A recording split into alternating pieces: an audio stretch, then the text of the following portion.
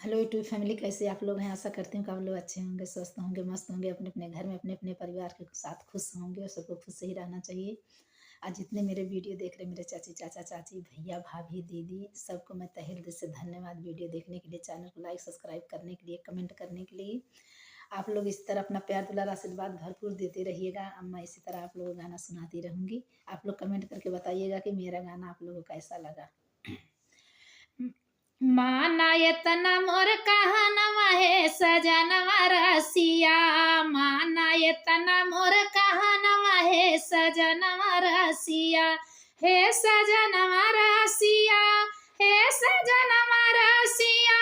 माना ये तना मोर कहनवा है सजनवा रसिया।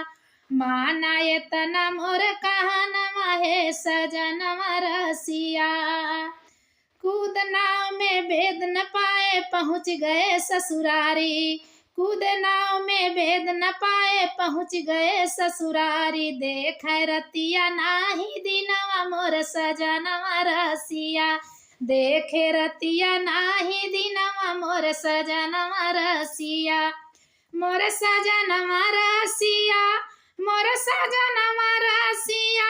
माना ये तना तू कहनवा मोर सजनवा रसिया। माना ये तना मोर कहनवा है सजनवा रसिया। रात अटारी चढ़ के आए महमन में भय भरमवा। रात अटारी चढ़ के आए मन मकिए भरनवा। रूपवा साधु के बनाए मोर सजनवा रसिया। रूपवा साधु के बनाए मोर सजनवा रसिया। मोर सजनवा रसिया, मोर सजनवा रसिया। माना ये तना मोर कहनवा है सजनवा रसिया। माना ये तना मोर कहनवा है सजनवा रसिया। माया मोह के छोड़ के पियवा हरि के करा भजनवा। माया मोह के छोड़ के पियवा हरि के कर भजनवा। जग में होई है तोहरो नमवा मोर सजनवा रसिया। जग में होई है तोहरो नमवा मोर सजनवा रसिया। मोर सजनवा रसिया, मोर सजनवा रसिया। माना ये तना तू कहनवा मोर सजनवा रसिया। माना ये तना मोर कहनवा है सजनवा रसिया। लगी बाण तिरिया की बोली तुलसी करे बयानवा। लगी बाण तिरिया की बोली तुलसी करे बयानवा। जपे राम नाम कह ध्यानवा मोर सजनवा रसिया। जपे राम नाम के ध्यानवा मोर सजनवा रसिया।